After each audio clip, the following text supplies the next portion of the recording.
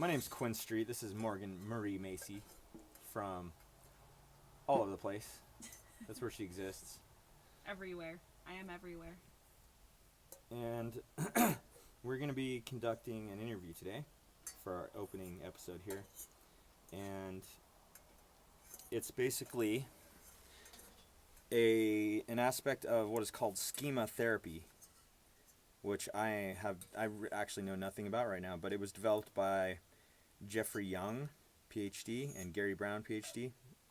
And basically, this is one of the only types of psychiatric therapy that has been proven to have results with people who have cluster B personality disorders. And that's saying a lot, actually, for any of you who have actually studied this, is that most sources say that there is no cure for cluster B personality disorders. And even the sites that say that there is treatment available with that, they don't really talk about their results much, because the consensus seems to be that there isn't much to do about it, other than slap the shit out of them or something, which you can't really do. So, fact of the matter is, schema therapy, to me, is an exciting thing. Just to read that there's clinical studies been done that show that it has actually effectively been able to treat people with cluster B personality disorders. And of course, the clinical trials themselves need to be examined always. And I haven't done that. I might be getting a little ahead of myself, but you got to have hope in this world. Is the way I see it. There's got to be something that helps with this. You got to have hope no matter what. That's what it comes down to. And I'd rather hope in something that seems real than make shit up and become delusional. So, here's our first attempt at this new hope. And, me and Morgan have been on and off together for about 2 years. And we live kind of out in a remote area. And it's not exactly easy all the time. We have to be around each other a lot. She has been working at the veterinary clinic nearby lately, and I run my own rock business.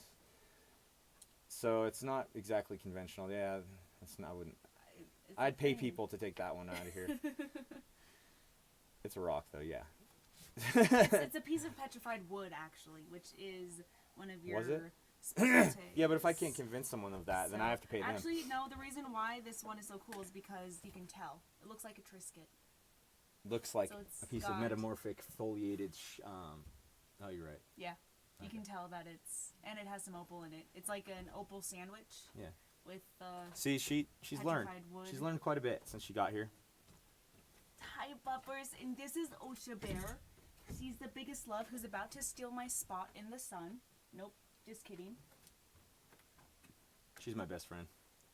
So, hey Morgan, why don't you put on your mean face for a minute so they don't get the wrong impression about you? I think that'll come in time. Okay. Yeah. You don't think it'll Just wait. Okay. Not right now. I can't. Sitting in the sunshine and everything. True. I just had an amazing green salad. And the goal is, after all, for you not to be mean, right? Bed. That's counterproductive. But I think it's a good idea. Oh, she's laying right next to me, Quinn. She likes you. Oh, she's a good girl. She says she wants more pettings. Huh?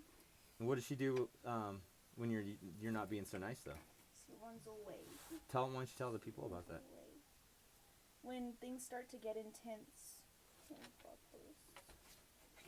Osha gets frightened because she can feel the intensity, and it scares her. So whatever she's doing, it doesn't matter. She'll just run out of the house, and she trots. I mean, she hightails it out of there, and she used to go under this porch, but I think there's other inhabitants. Skunks. So she's now right in front of the dining room windows. But she runs away and hides under the deck, is the bottom line. So there's a lot of damaging things that we've been trying to deal with for a long time, and over time we'll discuss in depth a lot of these. I'm doing this video blog as a new thing, partly because we don't have available proper psychiatric assistance out here where we live, and we don't have the money to be driving very far and paying for out of pocket for things. So I mean, we're kind of screwed out here as far as trying to get help from Morgan. And hey, if you guys decide it's me that needs help, please feel free to to comment. No, I'm serious. I'm not saying I'm perfect, but I'm saying like as of now, like the goal is we're trying to get you help, and they don't know that right now. They could be thinking, oh, this guy's just probably crazy. Yeah. That happens a lot. This is me on a good day. Yeah. You know. And that's fine. That's great. And I want to present you as a good person to the world, and I always have wanted to. It's crazy the contrast, though. You know, like it's like you've said, unfathomable. Well, it's just it's two different people in there. One of them pretty much wants to self-destruct, and wants to take me down, and whoever else is in the way with them. And then the other one is just a normal girl, you know, and she is being suppressed by that other side that wants to destroy things. So, anyways, what it's come down to is we've found this form of therapy called schema therapy, and I guess I have just enough arrogance to... Arrogance. He has a lot of background education. Well, I have just enough arrogance / education to think that maybe I could try breaking down the schema thing and working through it with her, because we're running out of ideas here. I mean, we've run down to the end of things, and we need to start doing something more serious. So this is our attempt. This survey is like how many pages would you say? It's 3 pages and it's 212 questions. 212 questions. That's how many bones are in the human body, isn't it? 217, I believe. Oh, okay. 207. Exactly. Huh. Well, anyways, no, that's if you count the cartilage too. No, that's not true. I'm just kidding. Anyways, this survey is the opening thing they typically would have someone go through when getting them into schema therapy and determining, you know, like where they sit in the cluster B spectrum, or what other spectrums of disorders they feel are worthy of getting help by schema, the almighty schema. This is my outlook, like my perspective. I've already done a little bit of it, so this goes over at least the first part. How you see yourself, kind of? Yeah. Like, it goes over my perspective of reality. Okay, so I'm not going to do it. So what I'm going to do is I'm not going to have it go in numbers like it does 1 through 6. I'm going to have you just kind of answer the questions in an open forum kind of way. Because then it just doesn't flow naturally. Yeah, so I'm going to go ahead and start reading through these and ask you questions. Okay. Well, it's okay. So, people... Okay, you're going to basically say whether this is true or false of you and why. Okay? People have typically not been there to meet my emotional needs. That's kind of true, but it's only true because I wasn't allowing them to actually be there for me to meet my emotional needs. So you're saying you think it was your fault? Yeah, but... Yeah, because even when I was younger, it was really hard for me to admit my wrongdoings. And that's the only way that you can get help. But with my parents, I would, tell stories that had holes in them in order to avoid telling them what my wrongdoings were. So they weren't able to properly help me with the help that I needed because they didn't know exactly what was going on. So you're saying now you have the ability to admit to your wrongdoings? Not exactly, but I just gained the awareness that that's the reason why... Just now? Yeah. Huh. That's the reason why people, or if I've ever perceived people to not... Now, why might you have written on, when you filled out the questionnaire, you wrote 1, as if it's completely untrue? Well, because I was thinking of you, who actually knows. I mean, currently in this state right now, I do.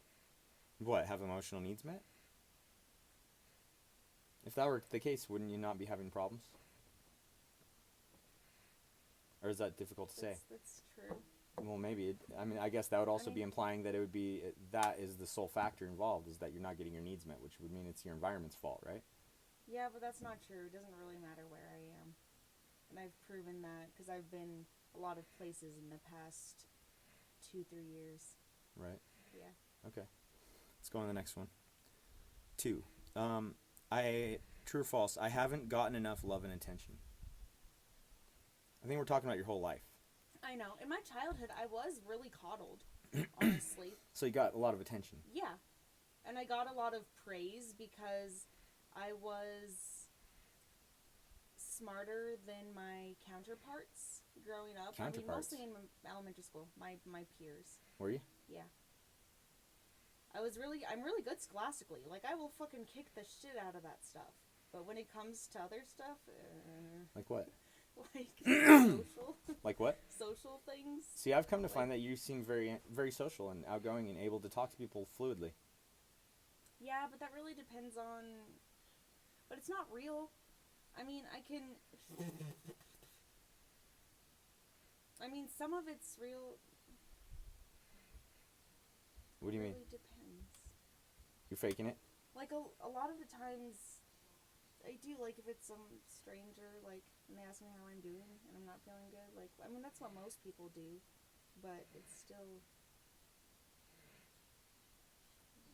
Okay, let's go on. Let's just keep moving. For number 3, for the most part, I haven't had someone to depend on for advice and emotional support.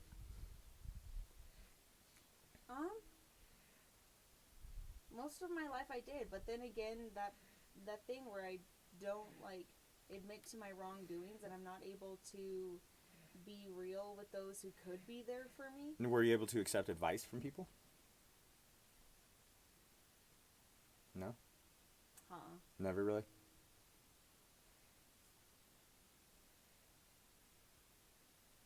It takes a while. It takes a lot of persistence on their part. Right, yeah, I've definitely realized that about you.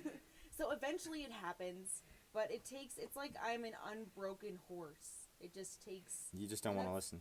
No, I don't. Would you almost say reverse psychology would almost work on you because of that?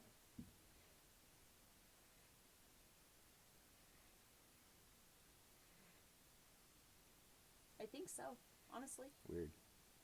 Okay, let's go on. Let's see.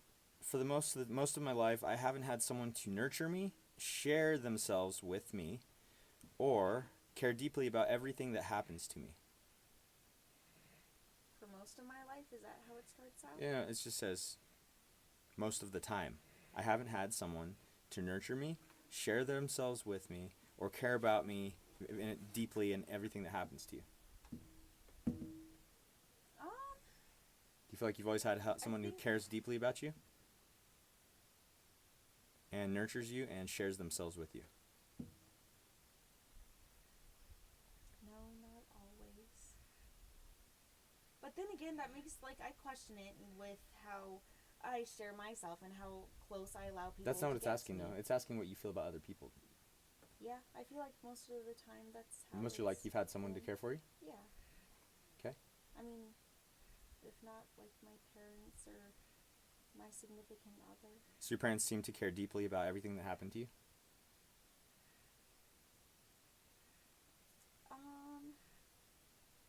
I know for sure. And they were open and shared themselves with you? I know for sure that my dad did. He was real with me, you know?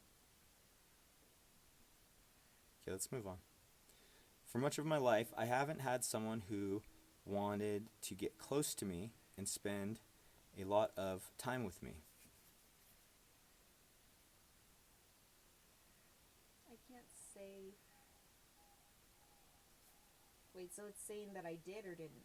I'll start asking it in terms of a question. Okay. So, do you feel like during your life you've had people that wanted to get close to you and spend a lot of time with you? Yeah. Okay. In general, you know what you can do? Have you had people in your life to give you warmth, holding, and affection for most of your life? My mom and I were huge huggers. Like, okay. I cuddle with my parents a lot. So, but then after that,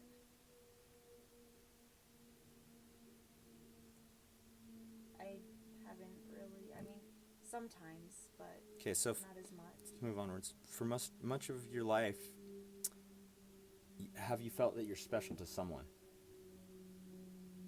Yeah? Yeah. Okay. And have you always had someone who really seems to listen to you, understand you, and is tuned into your true needs and feelings? For most of my life? Yeah. No. But a lot of times because I bullshitted them. Now, a way to help with that problem with reading those questions is if you go onto the auto rotate thing and just rotate my phone, you'll be able to see all of it at once. Okay. It should be the fourth icon at the top.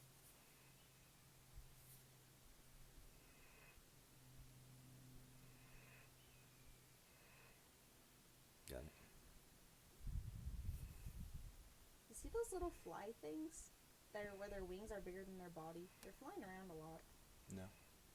They're like right around you. Okay. I think the reason why I can see it is because I can see their wings in the sunlight. Okay, so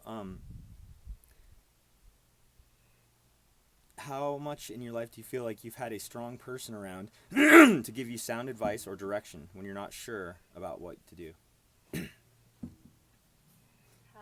How much of your life have you had someone, like a strong person, to give you advice when you're not sure about what to do? Less than a... It's not very much? No. Okay. Do you worry much that you will die soon and that the people you love will die soon? Even if there's no medical reason for it, do you worry about it ever? Honestly, no. I don't think about that too much. Okay. Do you find that you cling to people that you're close to because you're afraid that they'll leave you? I don't think it's because I'm afraid that they're going to leave me, but I know that I do cling to people who are close to me. But it's not because you think that they're going to leave? Then what is it? Do you know? I think it's to look in them to fulfill needs that I could provide to myself. I just haven't learned how. Yeah, but technically you don't want them to leave, right? No, I don't. But so you're saying it's not because you're afraid they'll leave, you just... I don't know. Okay. Do you find that you worry that people you feel close to will leave you or abandon you?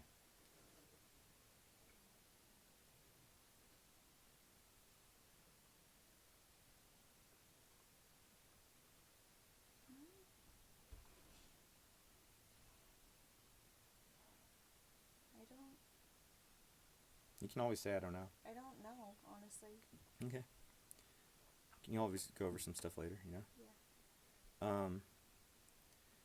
Do you feel that you lack a stable base of emotional support in other people? Or do you feel like you have a stable base of emotional support? And I guess you could answer this in terms of now and also throughout the course of your life. I mean, I feel like right now, I do because you're really in tune with me and stuff, like more than I know than I am with myself. And so, I feel like that's there.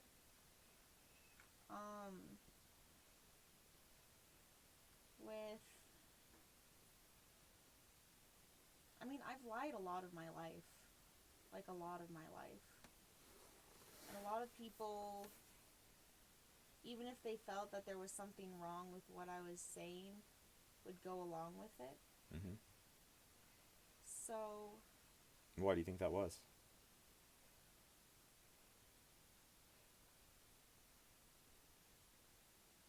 maybe my will was stronger than theirs when it came to that. It's just a matter of strength? Like you forced it out of them? And maybe they didn't want to look into it anyway. Like there's... Does it seem like they had any motivation to want to believe you? Yeah. What's that? I mean, just like with a lot of things, like it's a lot easier to believe the lie that I was telling than to deal with the truth. No, I'm saying the people around you, did they have motivation to believe you? To want to at least be agreeable with you?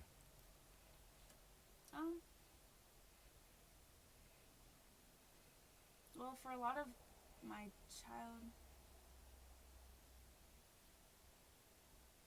yes. Certain people, yes. Certain people, no. Like my older sister, that was definitely not the case. But She wasn't agreeable with you much? No. But I was trying to tell myself right now is because she had good intentions. And do you think that's true? What was going on with me? Did she? I mean, yeah, because there were a lot of times that she was trying to get me in trouble for things that I was about to get away with that weren't so good. Really? Yeah. Can you give an example? Like,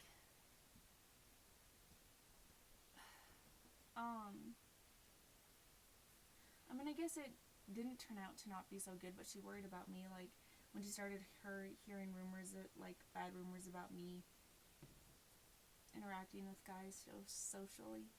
At what age? I was like 15, 16. That's normal. Well, she heard about it and she wanted to... Put a stop to it. And she says it was because she was hurt by somebody and she didn't want me to get hurt by somebody, but maybe it was because she was heartbroken by a relationship that she thought was going to work out, and it didn't, and maybe either she didn't want me to have one that would work out. Like out of jealousy almost? Envy? Or because she truly cared. Protect you from the evil love phenomenon? Yeah. Okay. The love spelled backwards is evil. E-V-O-L. Evil. Evolve. Evolve. Upward, just get you some water. Okay, we're going to push stop for a minute.